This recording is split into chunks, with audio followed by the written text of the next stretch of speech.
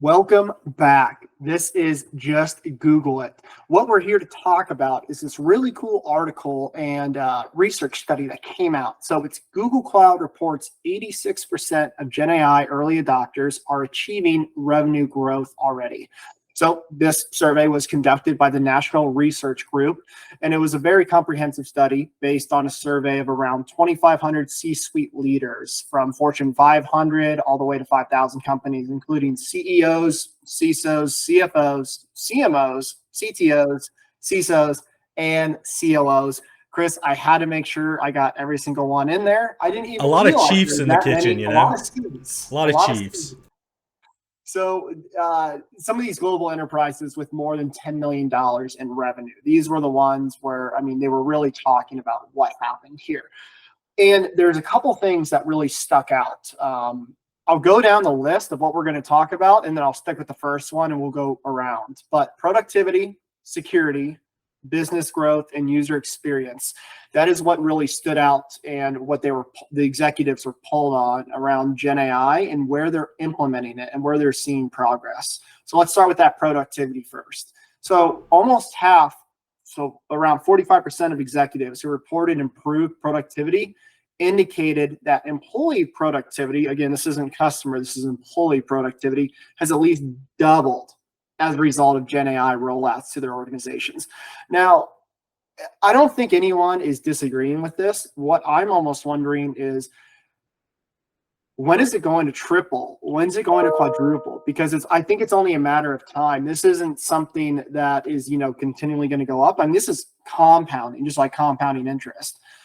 It's only a matter of time when, our kids are going to go to college and they're learning about how these small increments. I mean, it's crazy that they're already seeing it double, but I want to know when it's going to triple, when it's going to quadruple. And I think it's only a matter of time, and we're going to see that within the next couple of years. Yeah, and I think the idea with more productive employees, right? Like if you think about it, productive people make other people productive, right? So it's almost like people are getting more work done, which is going to inspire other employees to get more work done, which is just like exactly like you said, it's compounding interest. And so before you know it, your company is pumping out an output of 2-3 times whatever you've done, and it's because you're putting tools in your employees' hands that's able to make their life a little bit easier. And we all know if their life is a little bit easier, they're going to work a little bit harder for you, right? Like that's simple, just, psychology and sociology in the business forum, right? But I think the interesting thing about this article, Tegan, and you kind of mentioned it, was it really highlighted that Gen AI is not just effective in the productivity space. I think that's where companies have really hammered home, right? You see Gemini for workspace commercials, you see Copilot commercials, right? That's where all the marketing funds are. But there's a lot of really, really cool use cases that are happening under the hood that we're seeing customers get a lot of return on investment on. And the first one that I think they mentioned is security. So give us a little bit of a dive into how Gen AI can kind of help out in the security landscape. So one of the biggest areas that security, where AI is actually helping, is taking that human risk or that human error part out of it. That's where a lot of security breaches happen. Look at what it wasn't a security breach. Let me just be upfront about this, but I'm going to bring up the CrowdStrike incident again. Human error led to that. There's products out there that prevent that kind of stuff, especially when you're coding and developers. And I mean, I think a lot of us think of developers. I mean, they're, dark hoods. They're in their mom's basement. They're coding for 12 hours straight. You're bound to make an error. You know what I mean? So I think when people think about AI and insecurity, it's removing that human error portion. So according to this article, around 56% of executives reported that Gen AI has bolstered their organization's security posture, with around 82% of those execs citing improved ability to identify threats and 71% reporting a reduction in time to resolve a security issue.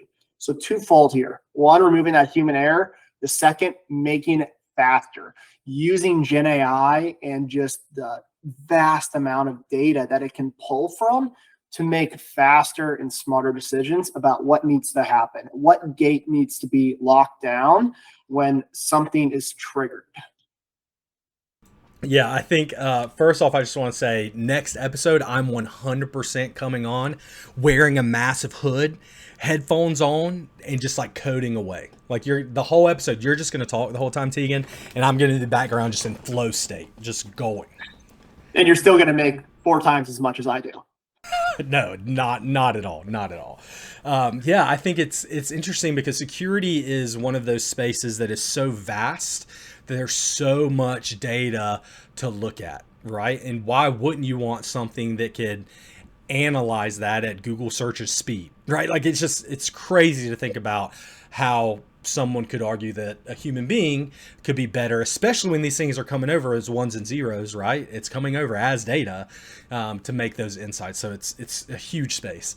The next one I want to mention is business growth, right? I think this is something that a lot of people don't think about, and I think this is kind of like the sweet spot, right? Like as a seller, someone who is a salesman, if you can figure out a way, the person you're selling, to show them, hey, what you're going to buy isn't just a net negative, but it's a net positive. It's going to drive additional revenue. Gold, right? Like it's a game of ones and zeros. So if you can make more money than you spend, you're a successful business, right?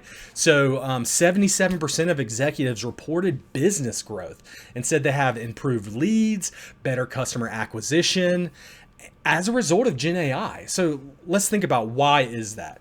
Well, if you were able to take all your notes, so I'm an avid note taker. I'm a digital note taker. I'm not a hand writer. I get hand cramps. I'm like, nah, I'm not doing that. I'm a digital note taker. But if I was able to glean really impactful insight into my notes delivered to me every day, right? If I came and said, hey, give me the 3 things I need to follow up on today, or the 3 people that were interested in X product that I sell. And I had something to be able to look through every single one of my notes that I've ever taken and show me the dates that I talked to this person. Man, my follow up would be so much better. And that's half the battle, right? Half the battle in sales and in growing a business is being consistent. And so I think that these products and Gen AI in general can help with a lot of those things that usually make business growth something that happens kind of organically. But what if you could force the envelope, right? Like what if you could push a little bit and become more efficient, become more productive, and before you know, your business is growing 2 times, 3 times, right? So I just think that's fascinating and makes a lot of sense to me that 77% of execs are seeing business growth. I think, to just double tap on that, Chris, I had a question for you, because I see quite a few products out there that are already doing this. I think you mentioned one, which is Glean. Is there any others you think CROs or VPs of sales or even CEOs of smaller companies should have their eye on? Is there something out there where you think Gen AI is already integrated in this? Because like I think what go-to-market bloat is a big issue, and Gen AI can solve that. However, they need to pick the right product. Is there something out there that's been on your radar that you've been looking at that like you'd love, maybe if SHI bot like to help us? Or Yeah, well, staying on the Google train, right? Like I think Google has made a lot of strides in Vertex AI search. That's actually been renamed Vertex AI Search and Synthesis, right? And I think that the beauty of that product is you can incorporate all your data into it, right? It could be grounded so you don't have to worry about hallucinations. It could also be grounded in the internet itself in Google search. So you're bringing in the vast knowledge of the internet as well to your employees' fingertips. It has connectors to a lot of other third-party applications, because that's really the issue with Copilot or Gemini for Google Workspace, right? Is you're limited to just the Google stack or the Microsoft stack. But really with Vertex AI Search and Synthesis, you can build your own app, right? And then you just have to worry about whatever data is going into it. And not only that, but you can implement a RAG on top of it, which is going to allow that data to stay up to date. And so I think that really what people need to be thinking about is, how does their data look right now?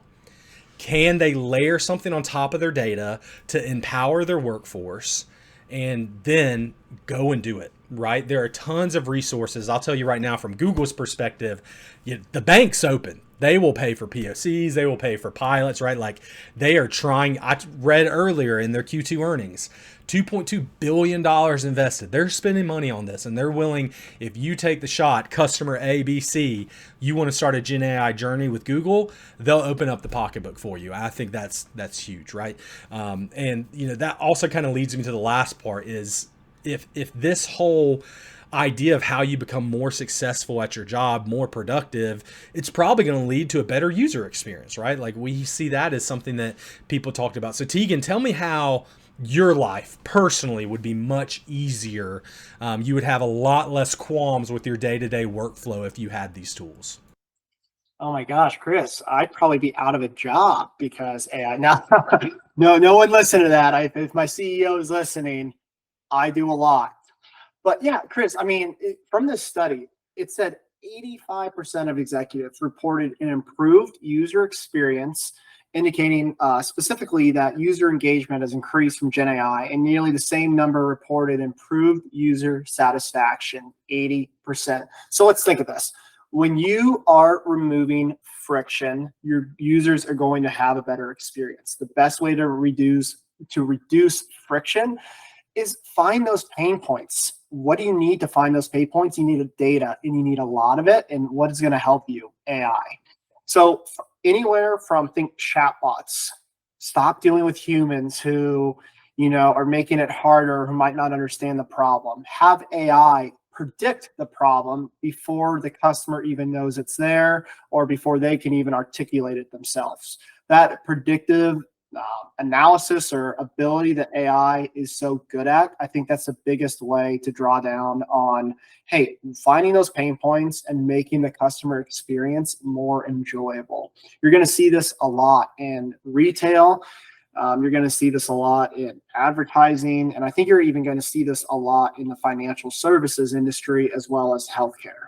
I think those are the biggest areas or the biggest markets where AI can really help in upset for customer satisfaction. Yeah, 100%. We are at the start of a brave new world, as Aldous Huxley would say, right? And so I really think that we're going to start seeing these things appear more and more in businesses, store windows, and the drive-throughs that we go through, right? And you're not going to realize it, but slowly but surely your life is going to get a lot more efficient, and you're going to have a lot less person interaction, which, there's the moral conundrum that a lot of people have. But it frees you up to have more significant human interaction, outside of your drive-through window, right? And so that's a way to think about it. But it's really cool to see how not just the quality of life of the worker improves, but also the quality of life of the customer also improves. So I think that's fascinating. But kind of moving on to a second part of the article that I think is really important to think about is, we talked about additional revenue, business growth. We talked about how companies are seeing their business grow directly because of generative AI solutions. So let's talk about what they're doing with that money, right? It talks about that in the article. It says that 49% of them decide to reinvest that money, right? Taking what gains they have because of generative AI and building more into the future. And they're doing it in these three areas. First is technology. Right. I think that's great.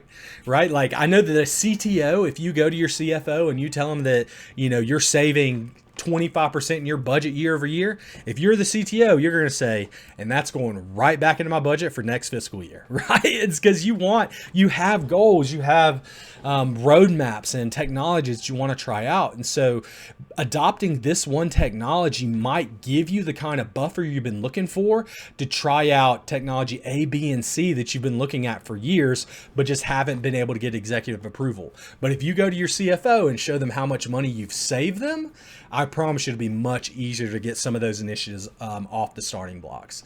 Second is talent, right? Good companies have good people, right? And so Gen AI allows you to reinvest money to be able to find the best people. That's one of the most competitive advantages you have over any other company is your IP, but also the people that you have within your company. You want to have them and not just have them, but you want to keep them, right? You want to make sure that you retain these employees. And the last piece they talk about is data quality. And I think this one's really interesting because it directly ties into the effectiveness of generative AI. So if you realize, hey, I'm getting good returns on generative AI, I'm doubling down. This, Tegan, is exactly how you get to that 3x, 4x that you were talking about. You take that money, put it back in not just the generative AI product, but the quality of your data, the governance of your data, the structure of your data, so you can keep getting better results from your generative AI solution. That's where this thing starts rolling. And so I think if we see customers repeat this process, you're going to see a much different landscape. And these numbers, the next time this third-party report happens, are going to be a lot higher. And it's going to be a lot worse for the people that didn't go down this route and didn't go of the early adopters, right? But that being said, we're thankful you got to spend a little bit of time with us and listen to this episode of Just Google It. I'm Chris. I'm here with Tegan. And you know what? If you got a question about something, you know what you should do? You should just Google it. See you guys. Bye, guys.